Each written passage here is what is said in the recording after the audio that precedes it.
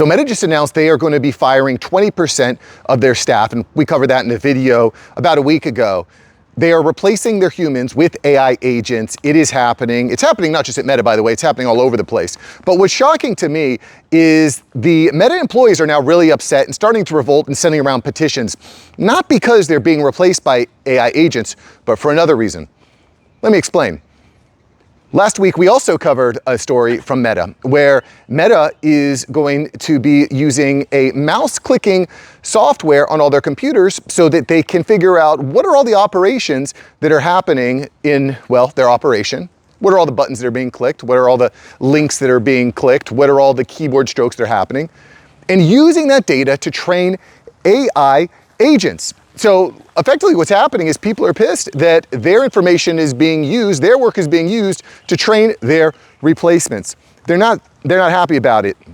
And well, it started to come to a head.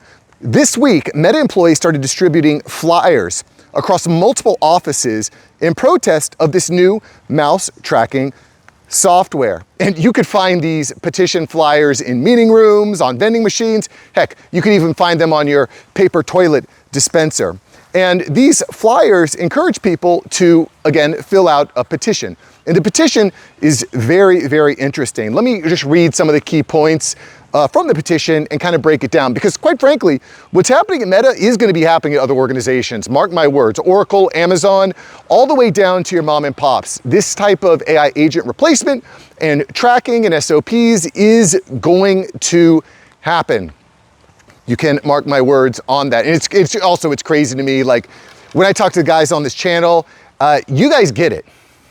You guys get it. You're subbed to the channel. You understand what's going on. But when I go to parties, people are completely oblivious to the AI agent takeover that's happening right now. It's absolutely shocking to me. I'm working on the AI readiness questionnaire so that people that watch these videos, we reach over 200, 300,000 people a month, can actually fill out a quick form to figure out where they lie, because the reality is that people are completely sleeping on this. It's completely shocking me. Anyway, let's take a closer look at this petition. So the petition reads, "Dear Mark and Meta leadership, we demand that you not collect employee computer use data for the purposes of training AI models. You want to actively train your AI, not let the company train the AI agent." And you know, at first glance, that feels like a pretty fair request. You know, you don't want to be training the AI agent that way. And I'm going to explain in a little bit more detail here in just a moment. Let me rephrase this. You absolutely want to be training your AI agent replacement, but you don't want the company training your AI agent replacement. Hold that thought. We'll get right back to that. Let's continue with what the petition says.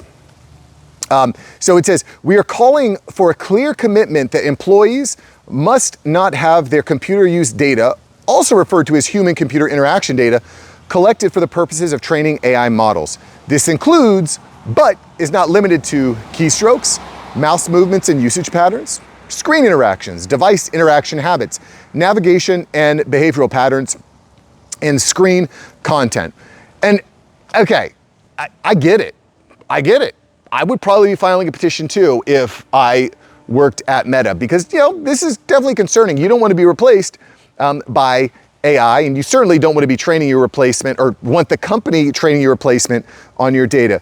But guys, have you seen these videos of like 20-year-old femme chicks that are working at Meta, and they like share these TikToks of their day, and all they're doing is eating and drinking bougie coffee all day? Like, there's probably a reason you don't want your screen clicks to happen. Well, it's because you're wasting a bunch of time and money. You're being paid $160,000 a year to drink bougie coffee and to get in 2 useless meetings. Get out. Just get out. You're not providing value to the organization at that point, right? Anyway, here's the second part of this, guys. When you sign up to work at a company, monitoring information to create SOPs is actually pretty common. This is not like a bizarre thing. Like this is not like something that doesn't happen in the professional world. I mean, I've even talked about this. I have an affiliate link actually for a company called Scribe, and I'll put a link below if you want to try this out, which you probably don't, but I'll put the link below anyway.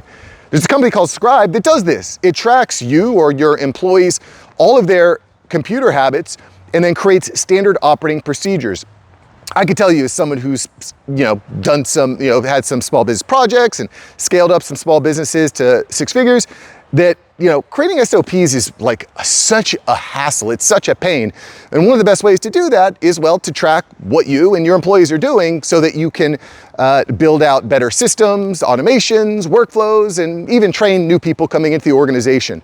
And in this case, we're just taking it to the next level, training AI agent bots. Again, this is the year, I've said this over and over and over again. You can smash like or subscribe if you agree, or you can, smash like or subscribe and disagree in the comments, that's fine. But this is the year of the AI agent. This is the year that companies stop looking at AI as a tool and start looking at AI as an employee. Heck, I'll post a link to this here. We covered a couple days ago that companies are actually starting to put AI agents on their work organizational charts. This is already happening, guys. And the amount of people that are asleep on this is just, honestly, it's borderline negligent. Maybe you're bored, maybe you're too scared, maybe it feels too big. I don't know. Maybe you want to hide your head in a hole. That's not me. I don't hide my head in a hole. Anyway, I get why these guys are upset, because you don't want the company training your replacements off of your data. That doesn't feel good. It feels kind of like an invasion of privacy, and they kind of talk about that a little bit more. Let's kind of continue with the petition. I'm kind of highlighting some of the key parts I thought were the most interesting. You can read the full petition in the link below. I always cite my resources below. Anyway, they say, quote, "We collectively believe that empowering individuals and communities through building responsible AI includes respecting their boundaries and privacy." I mean, what a great wish that is, right? I think the ship has sailed on privacy though, boys. I don't know. Let's continue. Any approach to AI that relies on intrusive, coercive, non-consensual data collection contradicts that principle. Guys, side note, if you signed an agreement to work at the company, you basically giving consent to data collection on their business. That's why they have stuff that's NSF, right? It's not suitable for work, right? I don't know. I don't get it. Honestly, it feels kind of like entitled to me for you to say, hey, I'm going to work at your company. You're going to pay my bills, my telephone bills. Can you pay my bills, my telephone bills? Yes. Well, they're probably going to want to, you're kind of signing away some of your privacy when you're on that work computer. Maybe that's just me. Maybe that's part of the reason I left my day job to start my own side projects and side business, which I'm very, very thankful and happy that I have done. By the way, I think that's something everyone should be doing right now, is creating your own side businesses, because you just don't know where this is going to go. And if you're working for a company, a big company, in this case, Meta, you're not in control, guys. You're just not in control. Anyway, let's continue what they said. It should not be the norm that companies of any size are permitted to exploit their employees by non-consensually extracting their data for the purposes of AI training. Again, if you don't like it, you can get out, can't you? I mean, if you don't like working there because they're going to track your data, then you can leave. It's a free country, guys.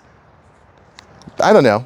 But, the flip side, again, if you're not prepared, if you're not preparing side income, if you're not floating these skills, if you're not developing relationships, well, you might not have the option of getting out and doing your own thing. You might be stuck in that organization. I don't want to be there. That's, again, why I left my own day job, and I've got, I don't know, a half a dozen different streams of income coming from different places right now. So if I lose one stream of income, okay, I'll take the time that I was allocating there and I'll put it onto another stream of income to build that out. At least that's the way I see it. Let's get back to the petition. It says, AI meant to serve and empower people cannot do so while disregarding or disrespecting the consent of the people it claims to serve. So, I don't know. I think this is really interesting. I think, there's two things that are happening here. AI is coming, it's happening. Companies are going to use AI agents. This is the year of the AI agent. You can get with it, or you can get off the bus and start your own thing. In which case, you're probably going to be using AI agents because it's one of the fastest ways to get 10 hours of your week back. That is my goal when working with someone, is how can we use AI to save you 10 hours a week? Okay, let's save you 10 hours a week. If you can save your time, that is your most valuable resource. That's where I start. That's what I've done, and that's what I hope to help others do. In any event, start your own thing, okay? B, if you don't like, B, there's this sense of entitlement, I think, right now. And you see it on these like TikTok videos of, again, these like 24-year-old girls that get a college degree and go to work for Meta, and they spend all day drinking coffee and eating baguettes. It's like, I don't know. Maybe that's not the right attitude. You can disagree with me in the comments below. Just something I think about. And again, at the end of the day, guys, you know, if you want control of your life, if you want control of your destiny, if you don't want to be rolled over by the AI train, I think the best thing you can do is build up additional streams of income. Build up different skill sets. Shout out to my man Nikos out there who's built an app, and he's getting his hands dirty doing blue collar jobs so he can get a better understanding of how to serve people in that industry and build out a better app. I freaking love that. And I want to see more people doing stuff like that, because you just don't know what tomorrow holds. And you know, worst case scenario, when you're building with AI, when you're building side incomes and side businesses and projects, you're learning skills that are going to be incredibly valuable regardless. You know, I talk about this a bit, and how college is kind of turned into this kind of scam in a way where you take out lots of debt. It doesn't necessarily guarantee a job. Someone the other day, shout out to one of the subscribers, left a great comment. By the way, if you leave a great comment, I will pin it. I've done it in the past. I'll do it in the future. He left a great comment where, you know, I don't remember the exact stat offhand, but basically he said that companies that were hiring IT techs used to commonly ask for college diploma information, something like 57%, something like that. I don't remember the exact stat. Well, that's dropped to 7% now. Companies just don't care about college degrees the way that they did in the past. And for me, one of the best ways to learn is by getting out there and doing. And I'll give you a very clear example, anecdotal example of how this worked for me. I grew up in South Florida, and Spanish is a major part of life in South Florida, right? Yo comprendo. Anyway, in South Florida, we learned Spanish in school. I took Spanish in school for probably 10 years. Learned some vocab, could not speak it. I remember showing up to Spanish 2 in high school, and the teacher said, okay, starting from this day forward, we're only gonna speak in Spanish when we're in this classroom. And I said, holy crap, I'm going to fail this class. And I got out, okay? Didn't learn much Spanish. Flip side, school, didn't learn anything didn't learn the language, didn't learn much. Flip side, got into working in a restaurant. Within 2 weeks, I was speaking Spanish with the cooks and with the dishwasher and with the people in the back office. I was speaking Spanish, okay? There's no better way to learn a skill or learn something than actually doing it. And someone in the comments here a couple days ago, by the way, thanks guys for watching and supporting and commenting, that I learn a lot from y'all, said something, he was asking a question like, hey, I want to learn about AI, how do I learn? And I was like, well, you learn by doing. It's kind of my thought process. I mean, I was a little bit more in depth, like, what do you want to accomplish? What are your current skills? Where do they overlap? What are some problems you can solve? That sort of thing. But at the end of the day, it's about doing. And again, that's one of the reasons I think that starting a side hustle or side business, a side project, this is a good time to do that. Even if it's just 1 hour a day or 30 minutes a night, something like that after work. Anyway, I think it's a good time to do that. Hope you enjoyed the video today, guys. If you did, like, subscribe, all that good stuff. And if you like today's video, I think you'll be fascinated by yesterday's video where we talk about Monaco. This company has completely exploded. This is an AI sales app that has hit 1 million in monthly recurring revenue after 90 days on the market. They've completely exploded. They have $85 million in venture funding. It's pretty freaking insane what happened. And we'll talk about that company and what some of the lessons are that we can learn as small business owners, as men who are trying to build something real for our families so we can remain relevant, respected, financially free. Go check it out. I'll see you there, boys. Peace.